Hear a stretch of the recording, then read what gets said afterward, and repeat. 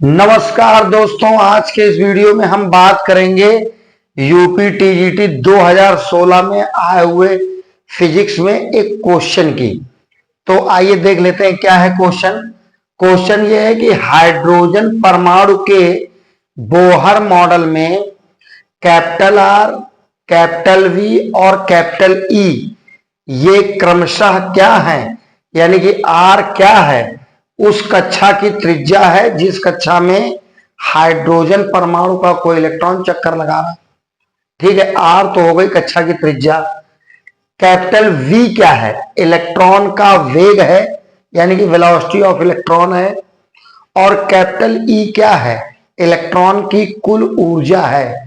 तो आपसे कह रहा है कि आप बताइए कि इनमें से कौन सी क्वांटिटी, क्या V इंटू आर, क्या R इंटू ई, या E अपॉन V, या R अपॉन E, इनमें से कौन सी क्वांटिटी यहां पर n के प्रोपोर्शनल होगी, ये आपको बताना है।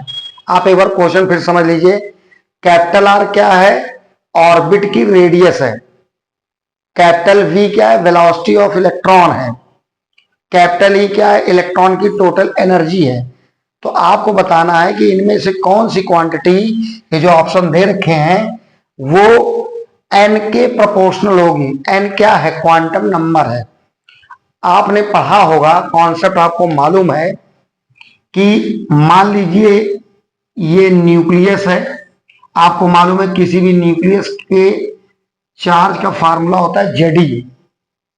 मान लीजिए ये नाइट्रोजन का है तो यहां Z की वैल्यू 7 हो जाएगी। हमने माना कि इस न्यूक्लियस से स्मॉल r डिस्टेंस पर यहां पर कोई इलेक्ट्रॉन है जिसका मास m है, और ये इलेक्ट्रॉन v वेलोसिटी से मूव कर रहा है।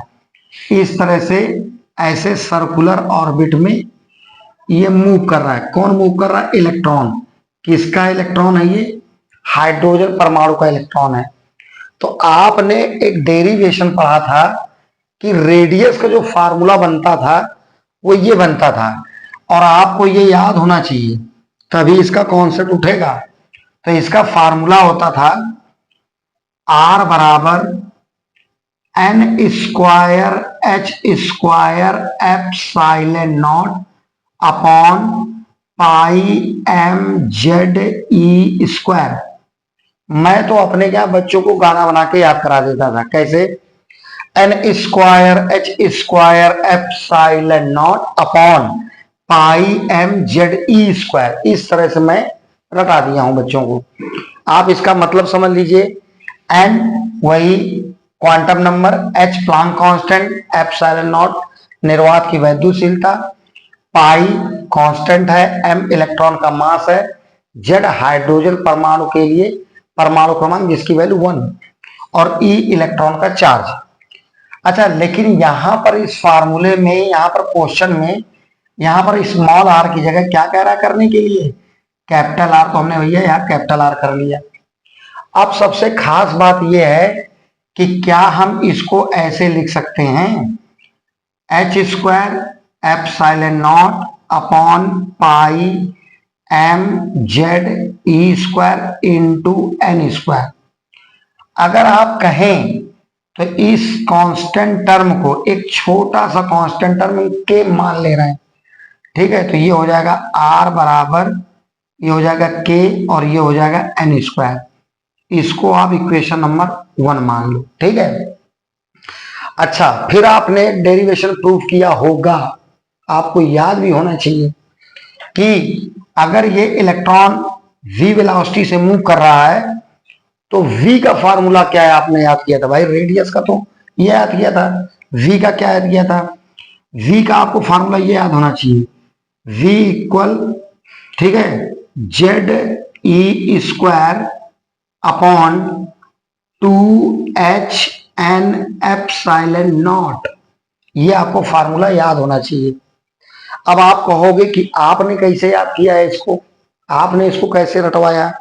तो इसकी हमने बच्चों को एक कोडिंग बताई। कोडिंग ये थी कि वही का मतलब V, ये लिखा है G2, ये क्या लिखा, वही जी तू है ना ऐप बनाने वाला। ऐप कोई बनाने वाला एक लड़का है, जीतू ऐप।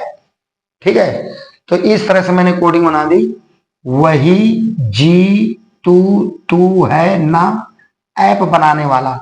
अब इसको कैसे याद करेंगे, v बराबर ZE² upon 2HN epsilon not. ठीक है, ये है। अब हमने भैया ये लिख दिया, थोड़ा सा इसको अब बताइए।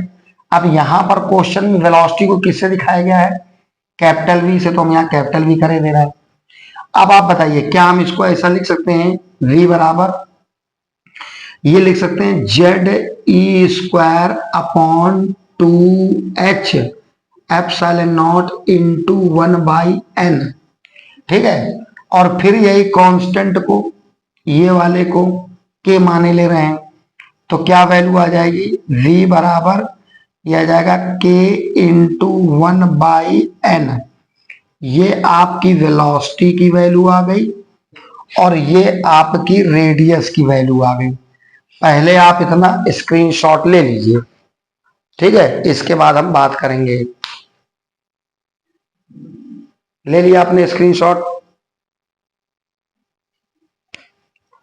ठीक भैया। आपने इसको इक्वेशन नंबर 1 और इसको इक्वेशन नंबर 2 दिया था। अब एक काम करिए आप लोग, इक्वेशन 1 और इक्वेशन 2 का मल्टीप्लाई करिए, तो ये हो जाएगा capital R into capital V बराबर, ये हो जाएगा k into n² into k/n।